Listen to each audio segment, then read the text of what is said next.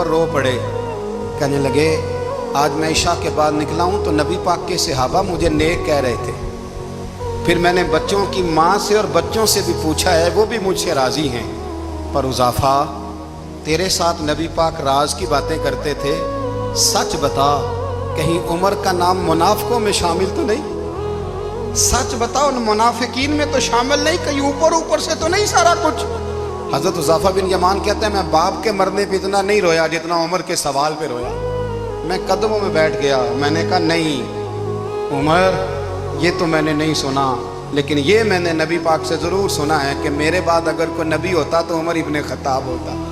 یہ میں نے اپنے کانوں سے سنا ہے کہ عمر جس گلی سے گزرے شیطان رستہ بدل جاتا ہے۔ یہ میں نے اپنے کانوں سے سنا ہے کہ 950 سال حضرت جبریل جناب عمر کی شان بیان کریں تو پھر بھی بیان نہیں ہو سکتا۔ یہ میں نے ضرور